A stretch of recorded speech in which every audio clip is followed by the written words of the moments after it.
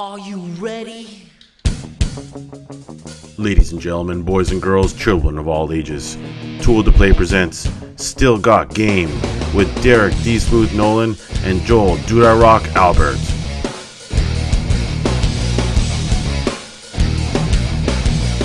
This episode of Still Got Game is brought to you by GoDaddy. Hey now, welcome back, ladies and gentlemen, to Still Got Game, episode 286. Still Got Game is the official podcast of ToolToPlay.com. I am, as always, Derek D. Smooth Nolan. And I am the Joel to the Dude, to the Rock, to the I, to the Alberts. Wow, those were out of order, but definitely well done, Joel Dude I Rock Albert. Thank you. Now, before we get in the show here, because there's probably a little bit of confusion where we just jump show numbers and people are like, 286? I think I missed some episodes. What's going on? My feed's all fucked up. Well, last week we had a call from Fark, a question. Fark asked basically how many total episodes was the show at? Because it started out as Tool to Type Radio. Then we went to Gaming Under the Influence, and then we renamed to Still Got Game. As part of that process, each time the show renamed, we actually restarted the numbering, which was dumb as fuck.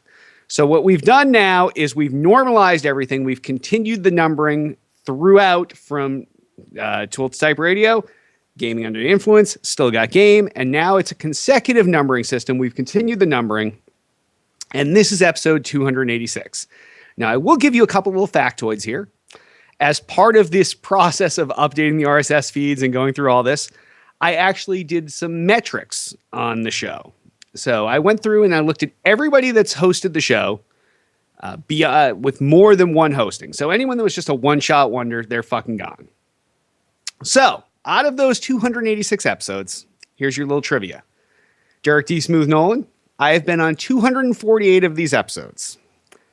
The next person down, Derek Code Monkey Schomer, who was my longtime Tool to Type Radio co-host, 169 episodes. Followed now, rapidly increasing each week, by Joel Dude I Rock Albert with 111. Then a tie between Bliznod and Ebola for 37. Those guys did the first 37 episodes with Jay. Then Tiff with 9 episodes. LB with 4 episodes. The infamous Jonah Falcon with 3 episodes. Dane Waterborne Tulak with 2 episodes. And sorry, Hit, you didn't make the list with your 0 episodes. But we have had a lot of, basically bringing in a lot of co-hosts. Every time that either Code was busy or Jay's been busy bringing in guest hosts or whatever. Now we just usually just skip those weeks. But for a long time, I wanted to keep the consistency and bring somebody else in. So we had a lot of guest hosts. But yeah, there have been a lot of episodes. So like I said, we are continuing the numbering now from this point on. I've updated the RSS feed, so you probably see some weird numbering in there up until this point. But from this point on, we are continuing with the original numbering, and this is episode 286. So that's a pretty good milestone, Jay. We're only like 14 shows away from 300. Yeah, it's kind of crazy. That's like, how many years has it been, you know? I mean, I guess if you count the beginning, the hiatus, and everything. Yeah, so if you go all the way back, now see, I'm going to have to bang this down a little bit when we when I edit this for the podcast. But the very first episode was Wednesday, May 30th, 2005. Wow. So that's about 9 years. And then we had that, year and a half break in the middle. And then I brought the show back, and it has been literally nonstop since the point that I brought it back. So yeah, that's been 6 years since it came back. Yeah, let's see. That's almost 6, right? That'll be almost 6. Let's see. I brought it back in 2008. June 30th, 2008. So yeah, just over 6 years. It's been nonstop after coming back. 9, 10, 11, 12, 13, 14. Yeah. So it has been consistently running for the past 6 years. It did have a year and a half hiatus, but it has been running 9 years total. So many kudos to us. Big kudos. Seriously. Big back pats. We just keep going. Even when people tell us not to, we just keep going. Yeah. Some people are like, I hate this show. Just stop. Yeah, stop it. Don't even do it anymore. And we're just like, fuck you. We're going to keep going. We're going for 500 episodes. Then we're going to drop the mic. And even then, we'll start at 501 again. Right, yeah. Or maybe we'll start renumbering at 1. Yeah. Back to 0. All right. Well, now that we've got that confusing part out of the way, let's jump into feedback from last week's show. Remember, if you want to leave us a voicemail, it will cut you off after a minute. Donna comments, I'm pretty sure you two couldn't have picked any more. I'm pretty sure you two couldn't have packed any more Destiny into last week's episode. It was a Destiny fest. Well, you probably could have. It would be tough to. We It would be tough, definitely. yeah. It was definitely Destiny bloated last week. Yeah, if you people weren't aware, we also gave away, I guess we can talk about it later, but we gave away 100 beta codes as well during that week. So we were like shills for Microsoft. Well, not Microsoft. Oh, I shouldn't say that. For Bungie. Bungie and Sony, yes. Yeah. And for a those little bit of Microsoft, a little bit of Xbox. Yeah, for those of you listening, there's going to be we're going to be giving away some Xbox One Destiny codes starting this Wednesday. So check out our Twitch channel, check us out on social media, and we will notify you when and where we're giving it out. But it's going to be the same sort of thing. There's going to be a shitload of codes given out. So if you're an Xbox One person, you want to play with us on Xbox One, D Smooth, Dude I Rock, we'll be on there. We're going to redo the beta all over again on the other console. Yes, we are. And I'm curious to see how different it plays on the Xbox One controller.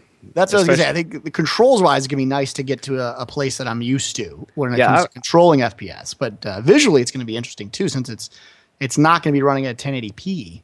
Not during the beta, that won't bother me. But I mean, it's going to be interesting to see people's feedback on that, because the game does look insane. I mean, I can't even express how insane it looks on the PS4. No, it's just beautiful. Unbelievable. It is beautiful. So I can't wait. But yeah, we did try to pack as much Destiny as we could in there, while still having a show that didn't seem like we were shilling for Destiny. Right. All right. Blue Steel asks, do you think the Sony exclusives for Destiny are due to a deal with Sony, or a little payback to Microsoft, or possibly both? Also, since you've experienced downloading the Destiny beta for the PS4, can you tell us Xbox users what to expect this Wednesday? Well, let's start with the second half first. Yeah. Xbox people will never have the problems that PlayStation people have. Sony has not figured this out. They didn't have it figured out for the PS3. They still do not have it figured out for the PS4. Downloads on the PlayStation take an inordinate, insane amount of time. For you, downloading on the Xbox, it'll be like downloading anything else. It's going to take whatever time it takes you to download a game when you do a games on demand or whatever. Same amount of time. Yeah, now on it's about what, 10 gigs? Right? Yeah, 10 to 13 It's like 13, gigs. Right, but it's unpackaged. It's actually like around, you get it at 10 and unpacks around 13. So like it's not really different than any game that you've bought at retail. If you've bought anything at retail from Xbox One through digital downloads, it's the same thing. And really you'll get that same speed because it comes from Microsoft servers. It's their servers, right? And I have to say that Microsoft has been working on their cloud networking for years, and it shows. I mean, it took Derek and I hours, 5-6 hours to have like on the PS4. It was not. It was not fun. No, it was brutal. And that really has not changed since the very beginning of this on PS3. I remember downloading my first PS3 game, and it was like, it was 1 gig. I was like, okay, I'll start this in 15 minutes. So I went in the kitchen, I did something, that came back in, and then it finally updated the estimated time remaining. It was like 3 hours and 55 minutes. I was like, what the fuck is going on? So Sony still just doesn't. I don't know if we always go to Japan for Maybe downloads. That's where we're getting it from. It's like one guy with like a 50K baud modem or something like that. He's just sitting in a corner somewhere. He's like, oh man, we really I'm hosting the shit. Yeah, I don't know. But I mean, we're seeing some people in chat saying it only took them about 3 hours, and that was on. It shouldn't take 3 hours. No, it should not. I mean, but I will say that's the PS3 is what Rayman's saying in chat. Maybe it takes longer on PS4. I don't know. Just for some reason, through their store, it just took an inordinate amount of time. But for a 10 gig game on the Xbox One, I can tell you I've downloaded, I forget what it was. It was 16 or 20 gigs, whatever, Rise, when it came out. That game took less than an hour to download, and that is twice this size. So, it's all how you look at it. I assume that for your two questions, that's not your problem. Yeah, I mean, in terms of what to expect for Wednesday, I would say not even count. The downloading really wasn't that bad. I mean, I was just ticked because I wanted to play. Yeah. But in terms of the experience, like there was no downtime. There were no server crashes. There was a couple right in the beginning when Hit was streaming for us, when a lot of people were just getting on. PSN did die a couple times. Right, Hit? Yeah. He's shaking his head. Yeah. I think PSN died maybe 1 or 2 times. But not like for an hour, not even for like more like 15 minutes, 25 minutes. It was back up. So for a beta where everyone kind of got keys. And for those that you didn't, I'm sorry, but we did give away like 100 keys, and they were pretty liberal with their betas. It was pretty good. I mean, it wasn't like a huge disaster or anything like that. So Yeah, I agree. And for the other half of your question, I do feel like the deal is a little bit of both. I feel like the fact that Bungie is balls deep with Sony this time is not a coincidence. I don't.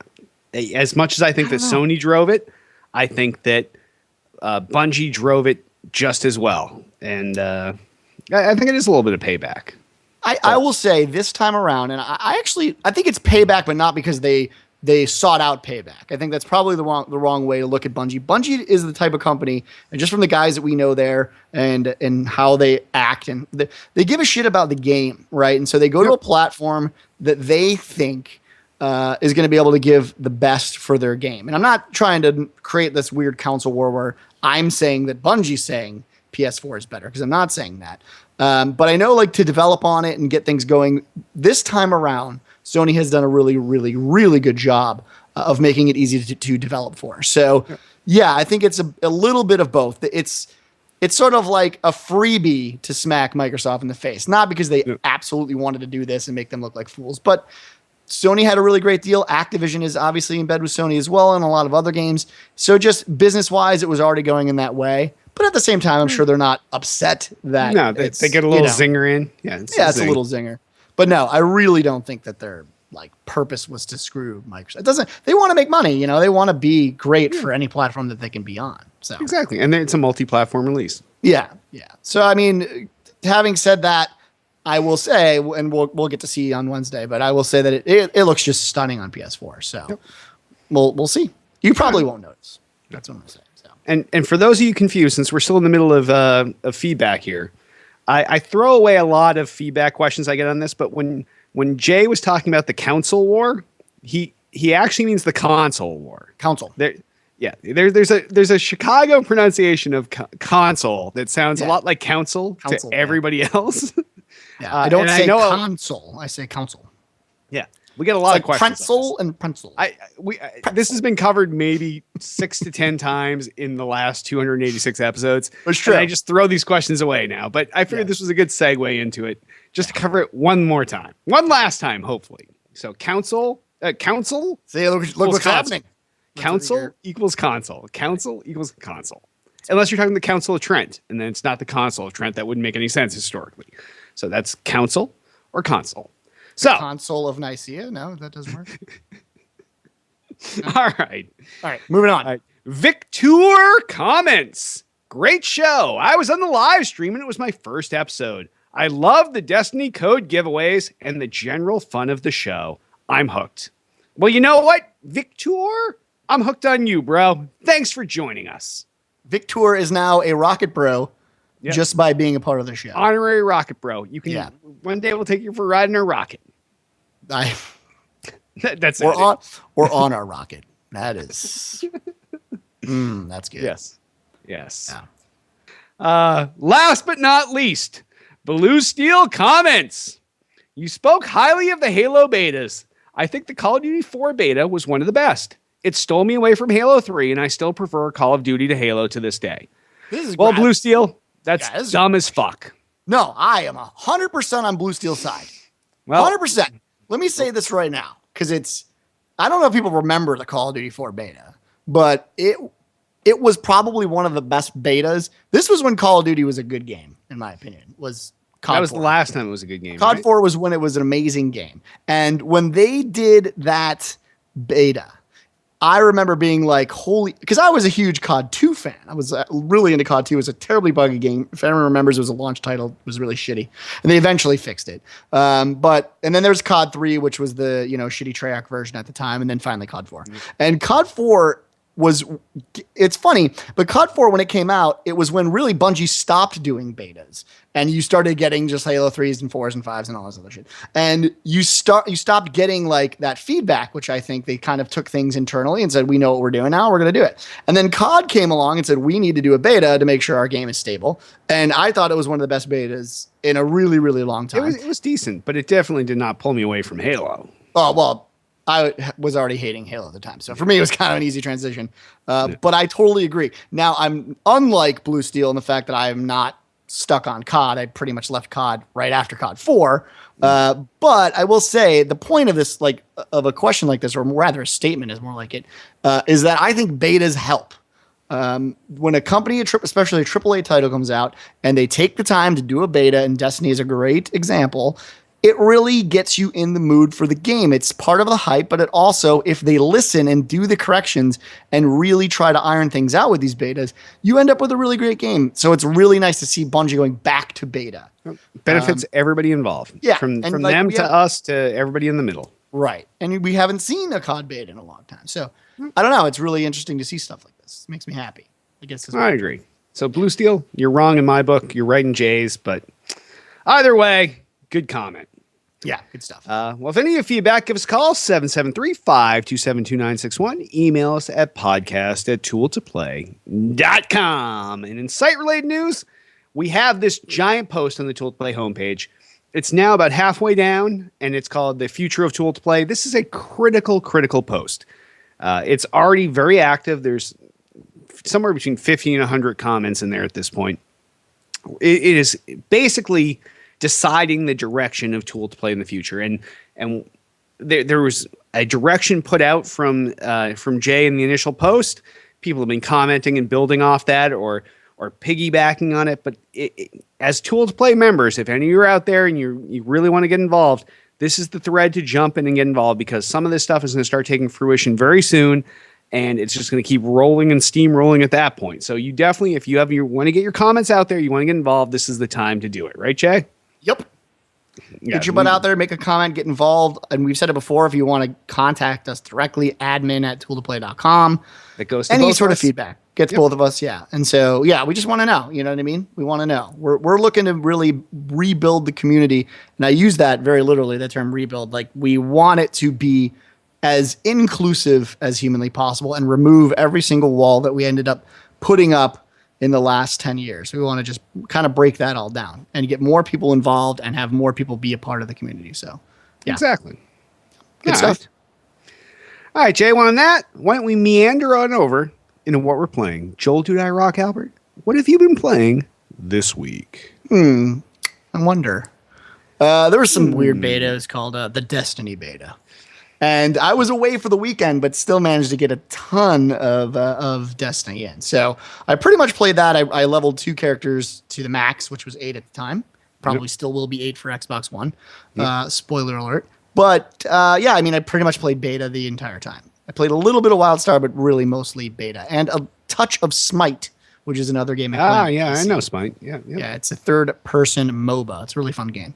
But so I mixed it up a little bit. But yeah, anytime that I had to get on and play beta, if you guys caught me and Hit, or mostly Hit, we streamed pretty much the entire time. Hit did a phenomenal job. He kept the stream going.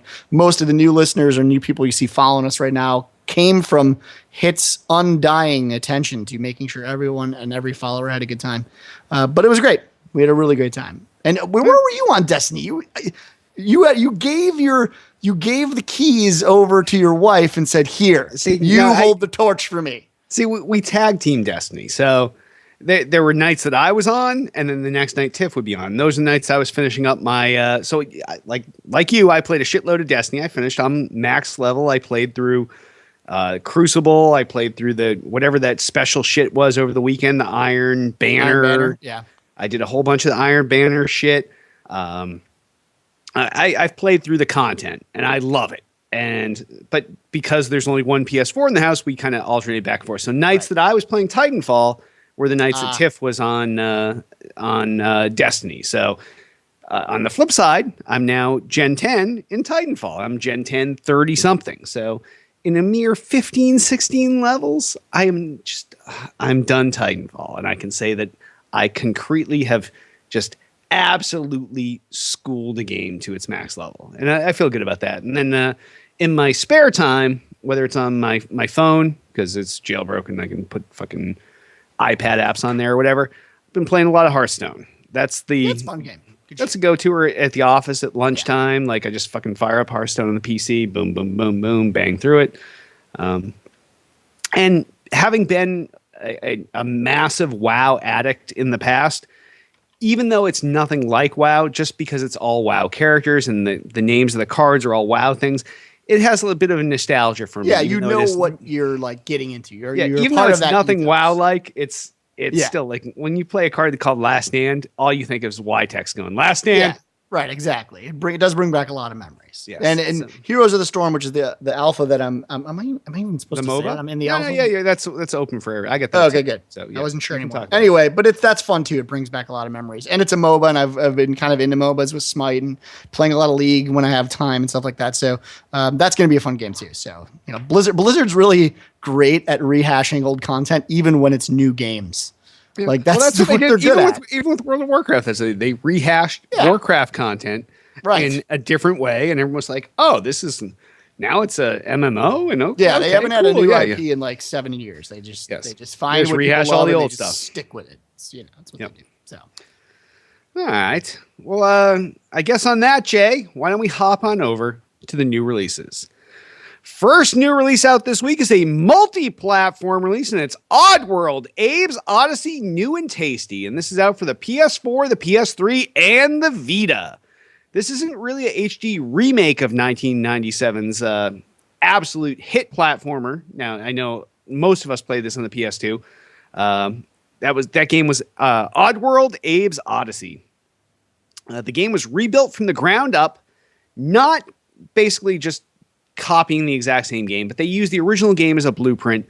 They used studio notes, basically all the information from the original studio to including the source code and everything else, and they used it like a jumping off point. So they said, okay, this is what we want to do, but we're not just going to literally copy the game. None of the original graphics were used, as they were all being redone for this because that's the ultimate shortcut. Okay, we're redoing the game. Let's just get the old art assets, bring them up-res them. No, everything redone. Like its predecessor, it's what they call like a 2.5D platformer. So the game is in 2D. All the characters and backgrounds are rendered in 3D, and it looks absolutely amazing. It's one of these cross-buy titles, so you pay $30, you get it on the PS4, the PS3, and the Vita.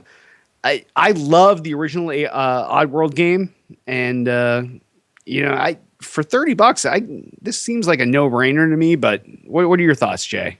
yeah, that's more of it would be more of a nostalgia purchase for me, just because it was one of the first games on the platform when Xbox first came out. Everyone remembers it. If you're like an original Xbox guy or you were there at day one, you should remember Oddworld. Like, I mean, even if you didn't play it, which you had to play it.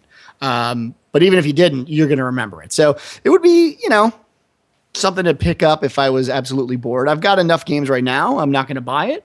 But it's really cool to see them like go through this much work for this. Like you said, it's not just an up-res. They didn't just take all the old shit and rehash it. So yeah, when they talked about this at E3, this was like the crowd went absolutely wild at that PlayStation press conference. yeah, people were really, I mean, again, nostalgia really gets people pretty far in this industry. I mean, rehashing for a reason makes a lot of money.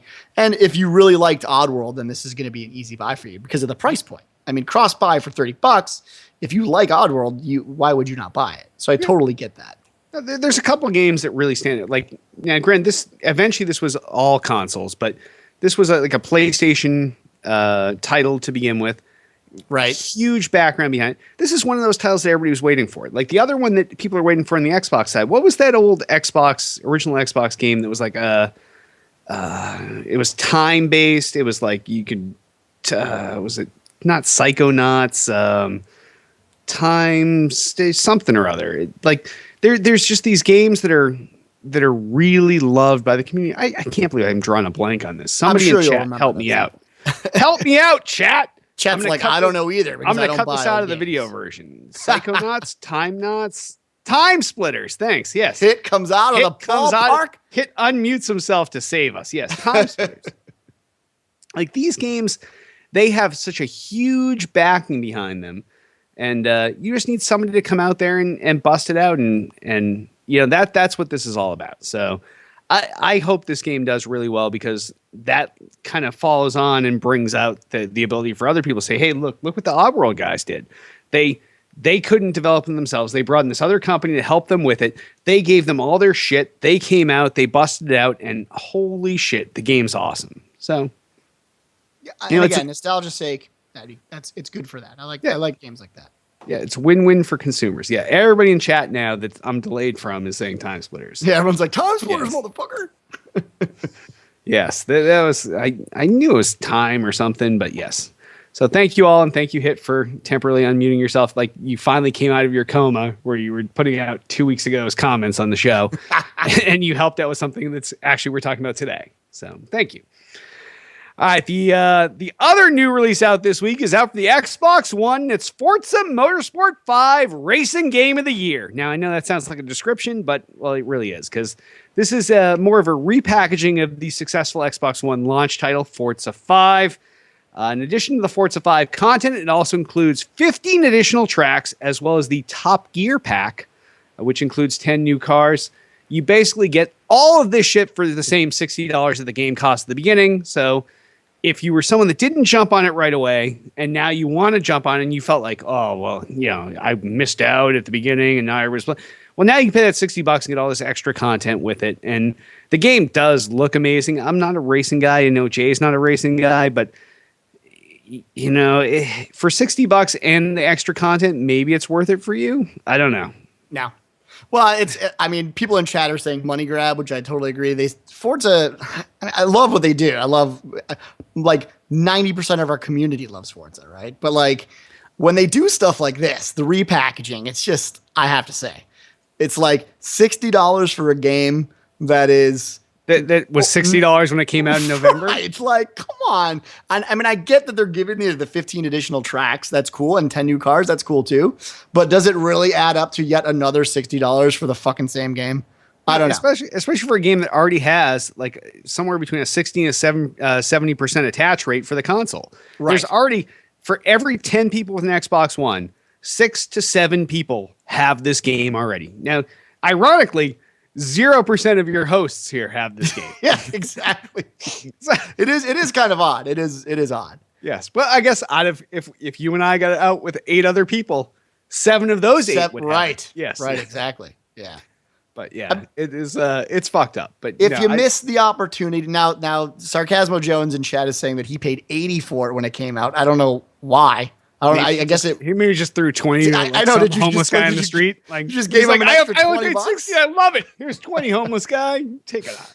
Yeah, I mean that should be. This is one of those branding things where really it should have been. And I think Selden even actually just said it. Wow, chat's really on the ball today. It would be a cool game with gold sort of a thing. It's a brand that is really a part of the Xbox. And I would love to see like a game with gold or something like that where I could maybe get into Forza, but there's no fucking way I'm going to spend $60 now on it. No, it should have been.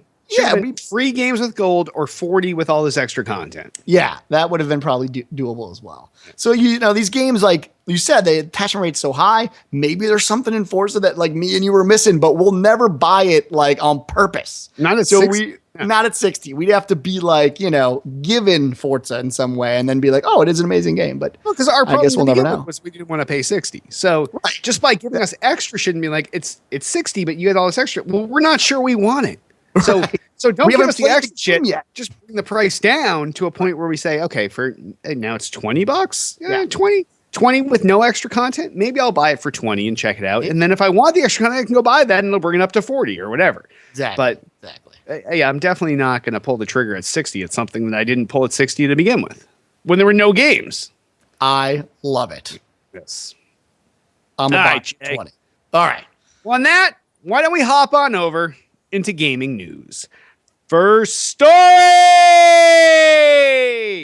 Well, it wouldn't be a show if we weren't talking about Destiny at some point. So, of course, Bungie engineer comes out to explain the lack of cross-platform play for Destiny via joystick.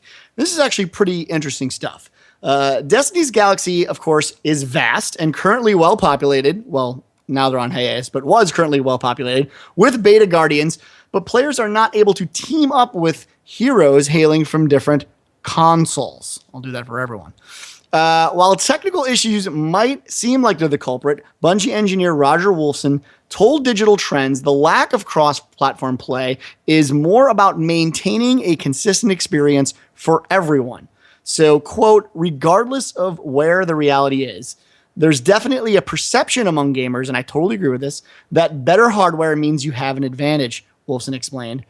Quote, we don't want to have that ever enter into the fray, So to create the best, most level playing field, both actually and perceptionally, we separated it by platform.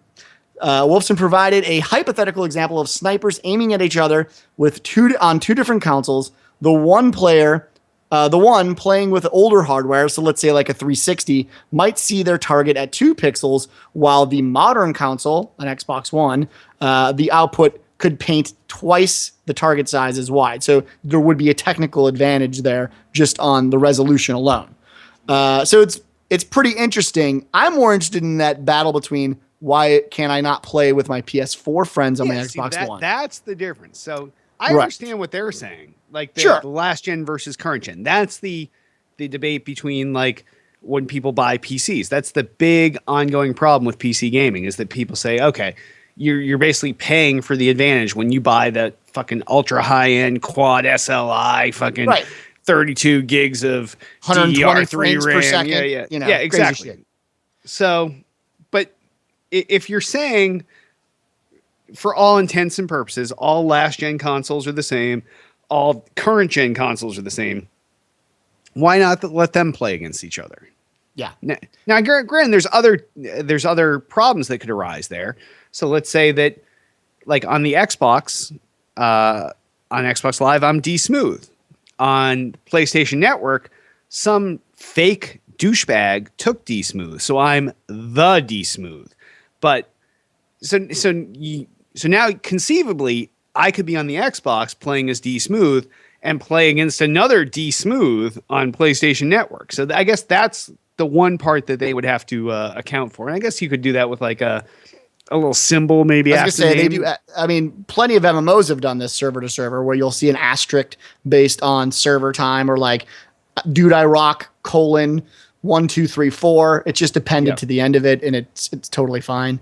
And I get the reasoning behind this too, because I think even if they did go PS4 to Xbox One, there would be those that say, "Oh, well, PS4 has the advantage because it has better. It has DDR3 RAM." Right. And so the reason I got sniped is because I'm on an Xbox One. That dude's on a PS4.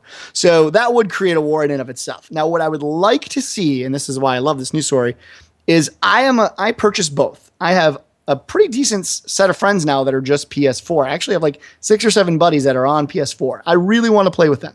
What I wish that they would do is, I don't need to play with them on my Xbox One, but I would love to keep a migratable copy of my character on both systems. I don't need to play them with other people, but if I level up my wizard and he's like a level 90 or whatever, we don't know what the level max is going to be. I want to then go over to my Xbox One and still play that wizard. There's no reason at all, literally, between assets and code or any of that stuff, that they couldn't just have, sort of a mirrored version of whatever I'm doing. That would be nice, especially where your Bungie.net account is.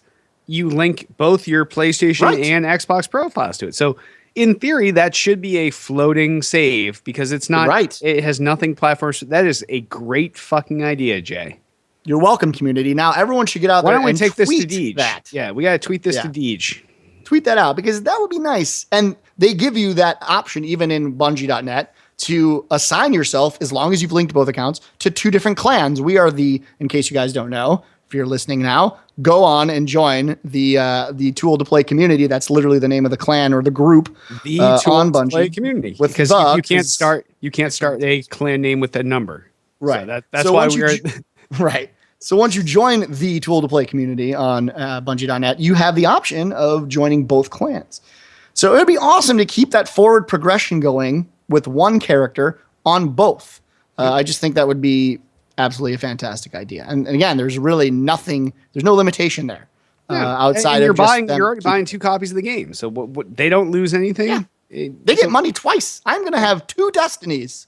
Yeah. Just so I can play with 2 different sets of friends. I would rather just have to level 1 character, not 2. Yeah. But we should hit up Deej and start this ball rolling, and then everybody else tweet with Bungie, tweet with Destiny the game, and just mention the same thing. It can't hurt to get out there and try to motivate them. Yeah, agreed. All right. Well, next story. Next story, a sad note. Microsoft is going to wind down the Xbox Entertainment Studios. Last week, Microsoft announced it is planning on, if you haven't heard, this is kind of sad, 18,000 job cuts over the next year. as it refocuses its businesses on Xbox and, of course, the mobile hardware. And if you haven't been watching, they've kind of been talking about what they're going to do over the next couple of years to sort of refocus their business. But at least Xbox is a part of that business plan. That's good news for us gamers. Recode reported Friday that Xbox Entertainment Studios will shut down as a part of the restructuring after it wraps up all of its current projects. The studio has been a key talking point of Microsoft's initiative to produce more original entertainment programming since the company hired former TV executive Nancy Tellem in 2012. Phil Spencer went on to clarify, saying executives Tellem, Jordan, Levin, and other members of the team will remain to work on original programs that are already in production, such as the upcoming documentary series Signal to Noise, whose first installment takes on the rise and fall of gaming icon Atari. And of course, Halo Nightfall, the Halo television series, will continue as planned. So that's good news. Quote, Xbox will continue to support and deliver interactive sports content like NFL on Xbox, and we will continue to enhance our entertainment offerings on console by innovating the TV experience through the monthly console updates, Spencer said. Additionally, quote, our app partnerships with world-class content providers bringing entertainment, sports, and TV content to Xbox customers around the world are not impacted by these organizational changes.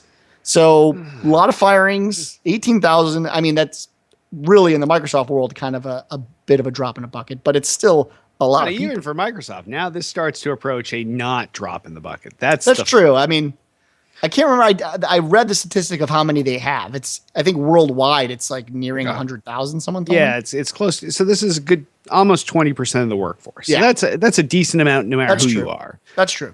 Now it was when this initial announcement came out, everybody was like, the sky is falling. The whole Atari ET landfill documentary is going away. All the Halo stuff's going away. And that's when Phil Spencer had to come out later that day. I think his thing was at 10:30 at night when he came out with this press conference and said, hey, okay, wait a second. Okay. I know we're getting rid of Xbox Entertainment Studios, but you know, the, whatever that Signal to Noise, the documentary that covered the landfill digging out ET. The Atari stuff, and the Halo Nightfall and the Halo television series. These things are all in progress. They are not affected by this. It's all any additional content that Microsoft was going to produce is now no longer a thing, which, you know, it was ambitious. And we saw the same thing from Sony at E3. They have that, like, their comic book TV show thing going on. Remember we saw that there where they were going to do like the comic book character detective guy, and it's cool, but it's also like there's a reason why video game consoles have not been TV studios in the past, because these are businesses that require a lot of money. There's a lot of overhead. If you're going to cut something out, this seems like a great place to start cutting. And you know, Microsoft had other cuts out of this 18,000. They had acquired Nokia, all those Nokia employees. They had redundancy among, I think they said on managerial levels, 80% of the Nokia employees were redundant because they were all managers, which is, first, that's insane that a company comes in. Had that many? That's 80% managers. Like, what the hell are they managing? They were already, Nokia was already failing. Like maybe this that's guy why is they're managing failing. one guy, he's managing one guy, he's managing one guy. And then eventually this guy has 5 employees. So he's got 9 managers for the 5 ultimate employees down below. But yeah, so that part was fucked up. But it is sad. And especially in this industry where we have so many friends that go through the breadth of this industry, and we have friends of friends and people move around. And fortunately, and it seems kind of dickish to say, I don't think any of our friends directly work with Xbox Entertainment Studios, because this was really more like bringing the TV world into the Xbox world. It's sad that people are losing jobs, especially the other 18,000 people. But it's good to know that at least the programming that seemed to make the most sense, like the Atari thing, was great content. Anything Halo related is content that Microsoft should be producing. So they definitely, when they cut this off, they said, okay, let's cut it off, but let's make sense with what we're cutting off. And they kept the important content, and I think that's a critical choice. Yeah, and as a gamer, again, you should be happy. I mean, they've what's his name? Sanjay. I always forget the new CEO's name. Sanjay Gupta. Sanjay Gupta.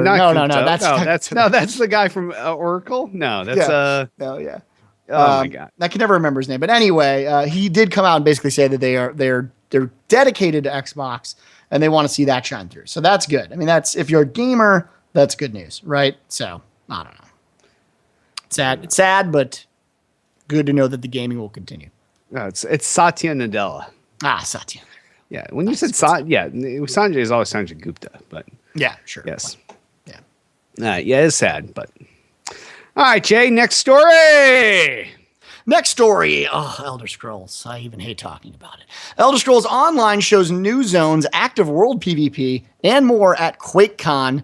This is via joystick. So QuakeCon was a place to be if you gave a shit, said no one, about Elder Scrolls Online. Saturday night during the Future of ESO panel, ZeniMax showed off a boatload of upcoming features, including video of new zones, further discussion of the veteran rank revamp, and details on the new justice system. This last bit is particularly interesting since it involves some sort of, quote, active world PvP outside of Cyrodiil. In a nutshell, the system allows players to murder NPCs and steal items. If caught, you can choose to pay the bounty and lose your stolen goods, or run, exposing yourself to the guards. You can also be a guard and hunt down player bounties, hence the PvP part. In terms of new zones, there are videos for Imperial City, Murkmire, and Hrothgar after the cut, as well as a look at stealing and justice system mechanics. So, too little too late with this game. I mean, I saw a thing today that said they have 750,000 subs. I find that completely unfucking believable. That's insane. No, who's playing this game? I saw that number, and I saw that the Star Wars MMO has they're the second grossing MMO behind World of Warcraft. So I don't understand this. They're I believe they're either who's playing these things or who's doing this. So, and I keep hearing that from what I've heard through sort of back channels, I've heard that they're wondering if they should even produce the game because they've had it in development for over a year. In fact, they stopped a little bit of it after it came out for the consoles. It's supposed to be a multi-platform release of this MMO, and they've sort of had to take stock of everyone's bad criticisms and put that on hold. So it's weird that a game has 750,000 subs, is by all intents and purposes doing terribly if you're a gamer. If you ask any gamer, is ESO good? They'll be like, why would you even ask me that question? It's terrible. Mm-hmm. So they're still chugging along, man. I think it sucks in the people that are just part of that Elder Scrolls universe. People that played Morrowind and Oblivion. And right. These guys, they're craving more content, and it brought them in. And it might not be the best game. It's definitely not even the same style of game that they played in. No, yeah, there's no relation to Skyrim and all that stuff. But you know what? It's in the universe, and sometimes that's just enough for fanboys and fangirls. So I don't know. Maybe this stuff is enough to turn around for other people that are not part of the dyed in the cloth people, but. I don't know.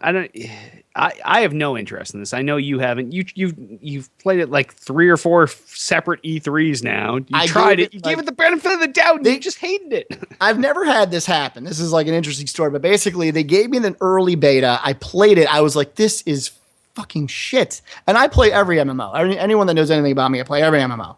And I couldn't even stand it for 20 minutes. And I remember they kept sending me emails of get back in the beta. So normally with an MMO, they send you those emails when you've already subbed and they're trying to get you to resub. They were just trying to get me to play the beta because I didn't even want to do that. And I was getting emails consistently please play the beta, please. It's free. It's free. I couldn't do it. So when I heard the number of 750,000 subs on top of all this, I was like, who the fuck is subbing for this game? So, hey man, if you're into Elder Scrolls Online, obviously they're trying to make it better. They're building a bunch of content for it and they're doing their best. Maybe it'll get better. Maybe I'll give it a shot. Who knows? I don't know. It just seems crazy to me though. It does. So, yeah. It seems too little too late. Too little too late, in my opinion. Yeah. Nice. All right, let's hit on this next story. Yogscast, to Kickstarter backers, quote, we're not obligated to do anything, end quote. Now, this is kind of taken out of context, but still really, really relevant. This is via Game Politics. Popular YouTube group, and of course, they're more popular than us with our 17 viewers. Yogscast told Yogg's Adventures Kickstarter backers that developer Winter Cool Games, which was them, have stopped working on Yogg's Adventures, but this is actually a good thing. The Kickstarter ultimate quote ever. It's bad. It's just, yeah. It's a good thing. It is a good. Yeah, don't worry, guys. The Kickstarter, heavily promoted by Yogscast, raised $567,665 from over 13,000 backers. Quote, the project was proving too ambitious and too difficult for them to complete with their 6-man team, the email noted. So basically, they said, thanks for all the money, guys, but this shit's really hard. So we're just not going to make it. Quote, while this was Wintercool's project, we put a lot of time, energy, and effort into trying to help them realize their dream. Since we heard the news, we've been working hard behind the scenes to make sure that you still got awesome stuff and cool experiences. Eurogamer reports that a later email to backers from Yogscast tells backers that it is, quote, under no obligation to do anything. Instead, we're going to do our best to make this right and make sure you are really glad you backed the project. Well, I don't know how they're going to do that because that would be finishing the game, but I guess they're going to, I don't know, tickle some balls or something. I don't know. So what are they trying to do to make it right? To the 13,000 backers who pledged over $500,000, the group says that it is giving backers access to a different game. That's right, a completely different game called Tug, an open-world survival game that is currently being developed by Nerd Kingdom, who incidentally signed an agreement with Yogscast to be partners on the project. So they're almost using the promotion of the game that they failed to create to promote another game that they signed on anyway, which, by the way, they're probably making money off of, for you to play for free. This is so insane in so many ways. So first off, I don't watch these Yogscast guys. Like, it's not my thing. But obviously they have a huge following. They have they post a video. It's got 5 million views or whatever. These guys are popular. So they do a Kickstarter. They're like, oh, we're gonna do Yog Ventures featuring the characters from our Yogscast. They get $500,000 from 13,000 of their loyal fans. Then they say, you know what? This game was way harder than we thought it was going to make. So we're done with the game. We're going to give you something else. But they've already taken your $500,000 and they're going to give you something that you did not kickstart. And that's one of the risks of Kickstarter. It is.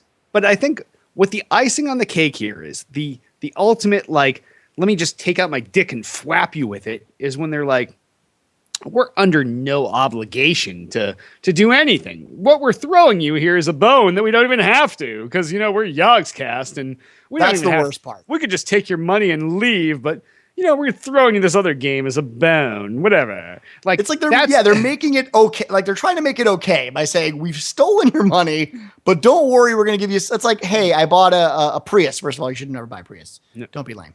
But then all of a sudden they give you a Pinto instead. Yeah. And they're like, we didn't have to give. We didn't have to do anything. We could just, part of Kickstarter is you gave us money. If we don't produce anything, hey, so be it. It's all cool, whatever. We could just take that money. So everything we're doing from here on out is us fucking you less than we were. It's gravy. Yeah, it's yo, man, you got stuff. It's not the stuff you wanted, but you got stuff. And I believe some backers, I want to say I read a little bit more into it. I think 6 of them were over $10,000 a piece. Oh, shit. Wow. So can you imagine being out $10,000 and you get a Steam code for a shitty game that's worth $5? Not a very good investment, by the way. And as well, they talked about where the money went.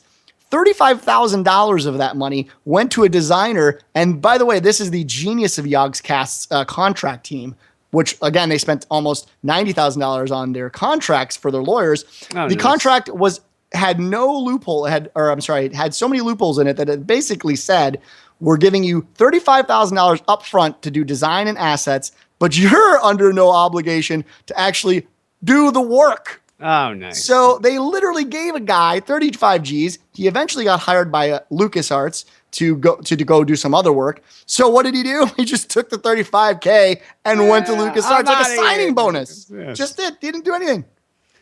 Oh, I love it. God. This is what makes people nervous about Kickstarter. I've kickstarted plenty of stuff. Tiff has kickstarted 20, 30 projects. We have yet to have bad results, but then again, we pick and choose our projects. It's up to you. This seems like whenever you go to a bunch of guys that don't really have game development experience, they do a podcast. Giving them $500,000 to make you a game might not be the best idea. Now, granted, these guys, they don't have to deliver anything as far as the game's concerned, but they're still on the hook for T-shirts and pens or whatever the other bullshit rewards are. They still have to do those, but this is, wow, that's just insane. And that fucking, we didn't have to do anything thing is just the ultimate dick move. And to add insult to injury, if you guys follow the Yogscast stuff, I know Derek doesn't, but they were in a battle with Notch from Minecraft, and basically in one of these tweets, they offhandedly said, yeah, like it's really hard to make video games. So nice. The irony is that it's really fucking hard to make video games. Lessons learned. And Notch made Minecraft for free as one dude. They gave you $500,000. There were 7 of you. You blew all the money and you came up with nothing. I mean, it's a joke. At least if they had a big like party and big giant bowl of Coke in the middle of the table, then you could be like, listen, we made a mistake. We took your money and we were so excited. We bought a giant bowl of cocaine. And like we were doing bumps, and it was like, nuts. And we did like the Scrooge McDuck of cocaine. They built like a giant pit, and they were just swimming in coke for like an hour. It was amazing. It was an amazing party, or would have been. And you're like, listen, we thought this was the launch party, but we accidentally spent all the money on it. Now, right. I would be better off with that than them being like, games are hard to make, but we don't owe you anything. But we're gonna give you a different game. Like, wow, insane. Crazy shit. So, D-Smooth, what do you think about this story? Jay, this story has me saying, what the fuck? And on that, why don't we hop on over to the mailbag and voicemails. Altius asks, with the June MPD numbers leaked, how do you feel about the Xbox One versus the PS4 at this point? The numbers seem to be trending back towards the Xbox side. Now, this is the numbers are a little different this time. So the numbers are definitely moving in the right direction. Xbox is not as behind as we thought they were. Right. Or as they have been in the past. But, so I'm pulling up the numbers now. So for this past month, PlayStation 4, 269,000. Xbox One in second place, 197,000. So that's a difference of roughly 70,000. Not a huge percentage. Definitely closer than the 2-to-1 rate that we were hearing about for a long time. That PlayStation was selling twice as much as Xbox One. Xbox One beat out 3DS and Wii U, and then all the last gen consoles, obviously. One of the more interesting numbers that Forbes points out here are for the US sales numbers overall since the beginning of the year. PlayStation 4, 1.577 million consoles. Xbox One, 1.1 million consoles. Mm-hmm. So that's not as big at least the difference is dialing in. It's no longer that 2-to-1 ratio. Xbox is basically 470 something thousand consoles behind. And I don't know. It's a lot of people make a big deal about this. People made a big deal about it in the last gen. And in the end run, everybody made money. Everybody had a good time. I don't think it's as big a deal as people make of it, but I think that at least Microsoft is showing they're trending in the right direction. Yeah, and again, in console wars, I try not to get involved. I don't care. I own both. I just bought a Nintendo Wii U last week as well. So officially, I'm on board with everything. Oh, look at you! Yeah, I'm going crazy just for Mario Kart because Hit plays Mario Kart, my girl plays Mario Kart. So why not Mario Kart? But having said that, yeah, it doesn't matter. The interesting fact here, really, if you're looking at these statistics, the cool thing is that you actually, we can sort of deduce that it's because the Kinect was taken away, and when the Kinect was taken away on Xbox One, the sales surged. So there, as much as me and Derek and a lot of other people are actually against that fact because we want the Kinect to be part of that ecosystem, they're obviously doing the right things. And this is a good sign. So, yes, would I like the Kinect to be a part of it? Of course. If I had my way, it would be the same price and you'd still get Kinect. I know they can't do exactly, that. Yes. And that's what we would like to see. But it's nice to see the surge finally kind of leveling things out. Do I think they're going to take over? Maybe. It's possible. It's all about the first-party titles if they get some good things out there. Halo and Halo 5 and, of course, the Master Chief Collection will be a huge bump in the right direction for Microsoft. But it's just nice that they're all doing well. That's what you guys should be focusing on. The numbers are great, but they're great for everybody. Of course, unless you're talking about Nintendo. But other than that, the numbers are good. So it's cool to see. It's definitely trending in the right direction. Yeah, definitely. Well, great question, Altius. And if any of you ever feel like you are worthy of putting in a question to Altius's level, you can give us a call, 773-527-2961. You can email us at podcast@tooltoplay.com. You can also comment in this episode's thread on the Tool to Play homepage. And on that, we're going to slam over into sponsors. Remember, by supporting our sponsors, you help to support Still Got Game. GoDaddy, starting less than $5 a month. GoDaddy, hosting, 99% uptime, 24/7 support, free access to the GoDaddy hosting connection. That's the place to quickly install over 50 applications like WordPress, Joomla, Drupal, EROS, Commerce, and more. Go to tooltoplay.com/GoDaddy for great deals on new.com registrations and renewals starting at just $1.99. Some restrictions apply. See site for details. Get your piece of the internet at GoDaddy.com. And if you want to sponsor us, same number, 773-527-2961. Same email address, podcast@tooltoplay.com. You tell us what you want to sell. We'll tell you you're going to pay us. We'll sell it. You pay us. Boom. Done. Twitter us up. You can find everything Tool to Play related at twitter.com/Tool to Play. Everything podcast related at twitter.com/still_got_game. I, king of the fucking internet, god of everything that's fucking holy, I'm at twitter.com/Derek Nolan. And you can find me at twitter.com/dude. I rock. Facebook the fuck out of us. Facebook.com/Tool to Play. Facebook.com/Derek Nolan. Facebook.com/dude.rock. We also have a YouTube channel, youtube.com/Tool to Play. Go there, subscribe. You'll be notified of all of Tool to Play's video content, whether it is awesome weekly shows like Still Got Game, whether it's one-off shows like whatever shows Tiff's are doing every here and there and talking to developers or whatever, whether it's defunct former weekly shows like Thick and Thin with LB and Duty, or it's hits motherfucking quit and Hits show. That's when he picks up a new game at midnight, finally opens it up, and he plays it with you literally at midnight. There's a game you weren't sure you want to get, just watch Hit on Quit motherfucking. See, I've softened that up now, and I feel like it's more of an impact as it fades out. You're tantalizing the audience. Yes. I understand. Yes. Yeah. But yeah, our YouTube channel, go there, subscribe, and you'll be notified of all of our content. We also have an app. It's on the iTunes App Store and all fake Android app stores. It's called the Tool to Play app. You can go there, search it up, download it. It will notify you of all of Tool to Play's video content. You can also access all of the Tool to Play news content on our homepage. Yeah, that's available on iTunes, on all your quality devices. It's also available on your virus-riddled app store for you Android people. So despite what other bullshit you have, you can also pull down this app. It will not infect you because that's what your other apps are for. But our app will inform you of all of our content, and you will be happy that you downloaded it. I think we should just have our app go and tell you to buy an iPhone when you download it on the. Might as well. Better. We should do the better on iPhone. We can start that campaign. Better on iPhone. I'm sure Apple would pay us something for doing that. Might as well. It's a little money on the side. Boom. Also, speaking of the podcast, please rate and review this podcast in iTunes. We told you tonight we switched it back up to our consecutive numbering. So we're at episode number 286, but we did not carry over all of our positive reviews and ratings from back when we were Tool Type Radio or Gaming Under Influence. So we need your 5-star reviews.